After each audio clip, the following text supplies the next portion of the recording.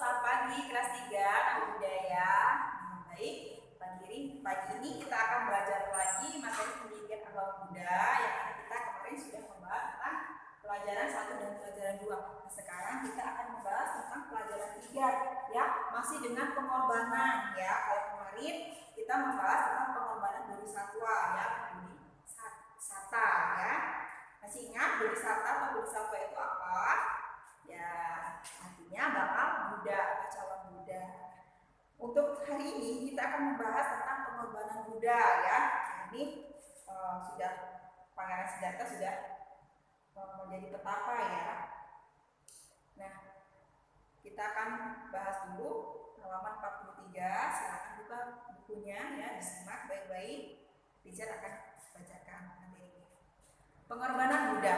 Pangeran Gotama hidup mewah di istana. Suatu saat ia melihat orang tua, orang sakit, orang meninggal, dan petapa. Ia sadar bahwa hidup manusia penuh derita. Ia ingin semua makhluk bebas dari derita.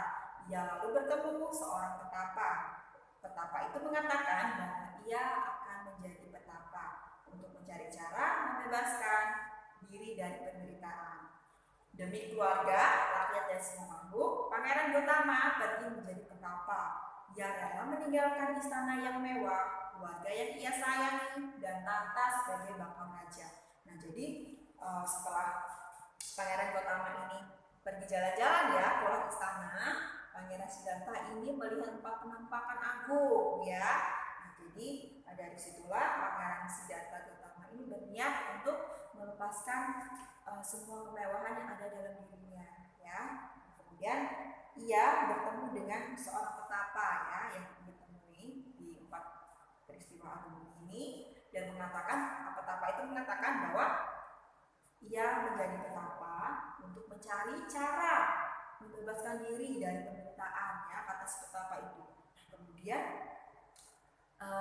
Pangeran Siddhartha Gotama ini kemudian merenung ya, berpikir gimana kalau saya menjadi seorang petapa seperti petapa yang saya temui kemarin.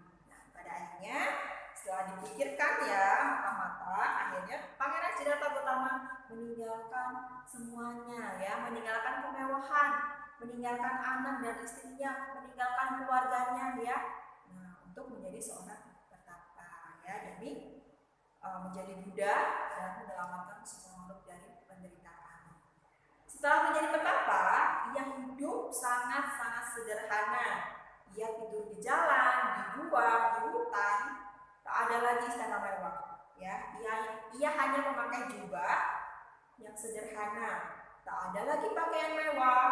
Kemudian ia berpergian pun dengan berjalan kaki ya, yang biasanya kemana-mana selalu diantar ya oleh kusirnya, diantar oleh pelayannya ya.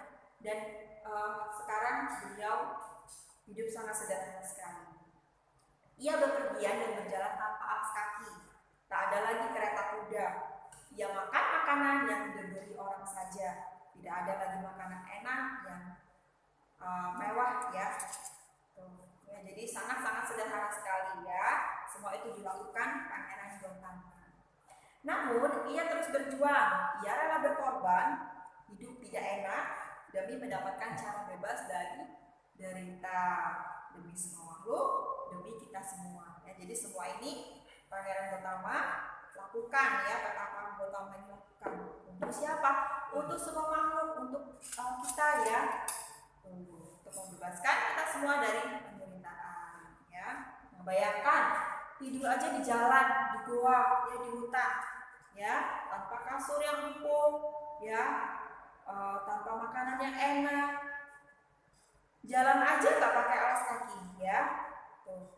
Jadi bayangkan sekali ya betapa sangat sederhana sekali petapa Gotama ini ya. Dan beliau tetap berjuang ya, beliau tidak mengeluh sama sekali ya. Petapa Gotama berjuang bertahun-tahun. Ia pernah berguru kepada 2 guru hebat, tapi ia belum menemukan jalan menuju akhir derita. Petapa Gotama akhirnya melatih diri dengan keras. Ia bermeditasi di hutan selama 6 tahun. Selama itu ia hanya makan dan minum sedikit sekali sampai tubuhnya sangat kurus seperti tengkorak.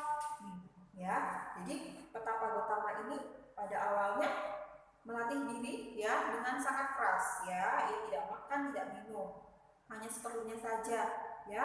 Minum pun dengan air yang mengalir di sungai ya. Makan pun hanya sedikit saja ya. Sampai badannya kurus kering ya. Bayangkan sewaktu menjadi pangeran, badan Petapa Gotama ini sangat gagah ya, sangat terawat. Tapi setelah membentuk satu menjadi petapa, beliau sangat kurus sekali ya. Ini karena melakukan pertapaan sangat keras ya. Nah, mengapa Petapa Gotama berjuang begitu keras? Yaitu untuk menemukan jalan bebas dari penderitaan. Untuk siapa? Ya, untuk kita semua, untuk semua makhluk, supaya kita bebas dari derita, supaya kita bahagia. Petapa Gotama menjadi Buddha. Petapa Gotama berkeliling, berjalan kaki, mengajar dan menolong banyak makhluk selama 45 tahun ya. Jadi setelah menjadi Buddha, Petapa Gotama ini berkeliling ya, untuk menyampaikan dhamma, untuk memberikan dhammanya, membabarkan dhamma kepada siapa? Kepada kita semua sebagai umatnya ya. Kita harus salut atas pengorbanan Buddha, maka kita harus meneladani Buddha. Kita harus penuh semangat, kita harus peduli, kita harus berani berkorban untuk banyak kebahagiaan banyak orang. Apa artinya berkorban? Berkorban berarti melakukan sesuatu untuk kebahagiaan orang lain. Kadang kita harus melepas milik kita demi orang lain. Kita harus melakukan sesuatu yang menyenangkan demi orang lain. Misalnya ibu minta tolong, kita sedang main, kita berkorban untuk ibu, atau kita tetap main. Pastinya kita akan berkorban untuk ibu ya. Kita akan menolong ibu dulu ya. Kita meninggalkan bermainnya kita ya. Itu sudah melakukan pengorbanan ya, berkorban untuk membantu ibu ya. Oke ya, jadi ini adalah materi tentang pengorbanan Buddha. Jadi kita harus meneladani sikap-sikap dari Buddha ya. Hidup sederhana ya, walaupun hidup sederhana tapi ia tidak mengeluh dan selalu bersyukur ya. Nah, di sini di halaman 46, 47 nanti kalian kerjakan ya.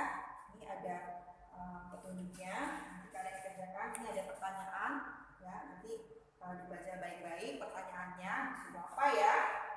Ada 4 pertanyaan, nanti di sini saja tulisnya ya, atau di buku tulis boleh. Nanti hasilnya dia melalui Google Classroom ya. Itu saja yang bisa kita sampaikan, semoga bermanfaat bagi kita semua. Kalau ada yang kurang jelas boleh WA Teacher Oni ya. Oke, Teacher ucapkan selamat pagi, namo buddhaya.